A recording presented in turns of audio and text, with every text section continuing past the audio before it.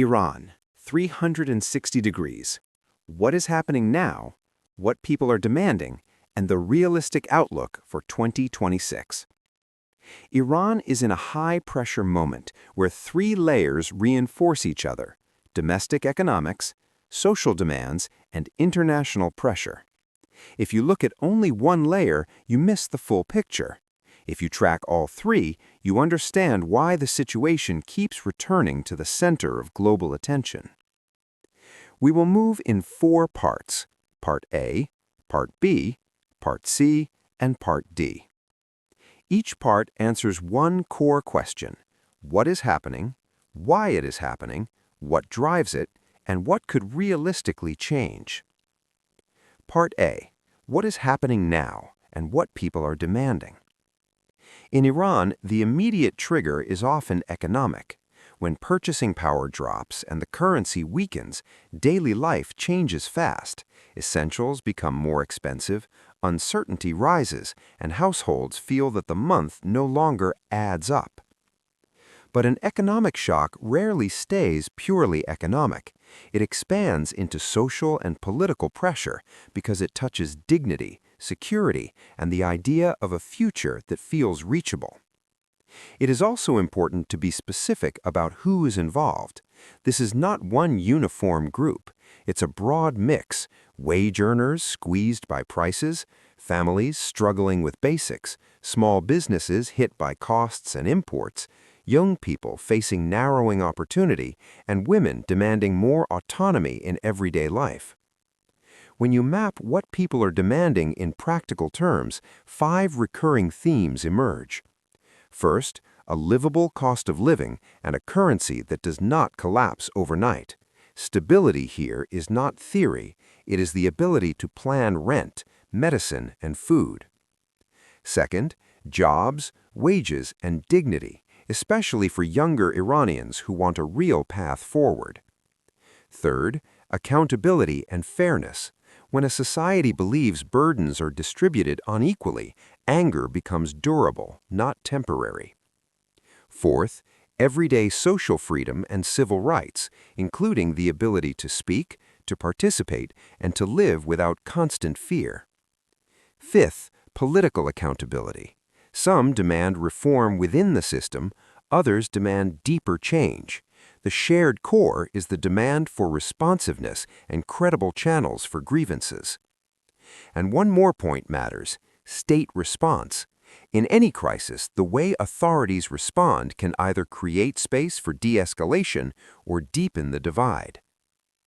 Part B: the deeper causes: economy, society, and institutional stress. Economic exhaustion is cumulative, it builds over years. And when a society reaches a certain threshold, the question isn't how do we improve, but how do we survive. That's the dignity threshold, the moment when the problem is not only higher prices, but the feeling of being stuck, with shrinking opportunity and limited institutional voice. 2 social forces carry particular weight in Iran's case: women and youth. Women are not asking for privilege, they're asking for normal life. Youth are not asking for slogans, they're asking for a viable future, education, work, and the freedom to build something. There is also a center-periphery dimension.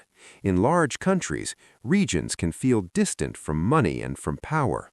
In high-stress moments, that distance becomes sharper and politically consequential. Finally, coercion can suppress the visible symptoms of unrest for a time, but it cannot solve inflation, expectations, or dignity. Without credible pathways for relief and accountability, pressure tends to remain.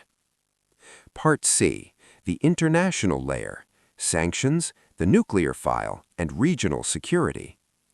Sanctions are not abstract. They pass through trade, banking, and investment. They raise transaction costs, limit access to financing, and reduce economic breathing room. Those effects often land on ordinary people first, through prices and jobs. This is why the nuclear file matters domestically. It operates like a risk lever. When nuclear tensions rise, sanctions risk rises. When sanctions risk rises, currency and prices often deteriorate. Here's the key reference point for pronunciation: the International Atomic Energy Agency, IAEA.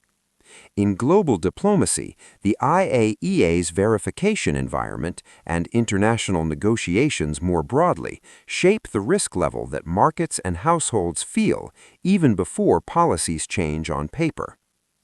Regional security multiplies uncertainty as well. When the region heats up, economic expectations worsen, investment retreats, and domestic pressure grows. Part D. The realistic outlook for 2026, scenarios and indicators. No serious analysis promises certainty, but we can outline realistic scenarios. Scenario 1. Managed de-escalation. Selective economic relief measures, tighter stabilization efforts, and limited political adjustments reduce pressure without a full transformation. This scenario becomes more plausible if external tensions ease even modestly. Scenario 2. Prolonged tension with waves. Pressure continues, but it rises and falls. Economic shocks, security incidents, and symbolic moments trigger spikes, followed by pauses. This is often the most likely path when no decisive breakthrough occurs. Scenario 3. Escalation into a deeper legitimacy crisis. If a severe economic downturn, a major triggering event, and rigid political closure combine, unrest can become broader, more persistent, and more costly. What indicators matter most? 1. Currency and inflation direction. 2. Prices of essentials, especially food and medicine. 3. The breadth of participation, localized versus cross-sector. 4. Internet restrictions and arrest patterns as a signal of political closure. 5. Diplomatic signals on the nuclear track and sanctions, which strongly shape risk expectations. And here's a single sentence that captures the core without oversimplifying.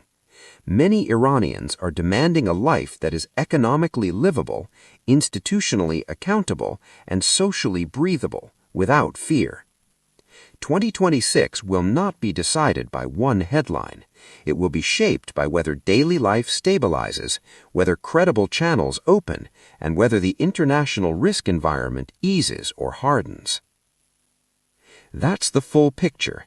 Iran 360 degrees. Clear, structured, and grounded.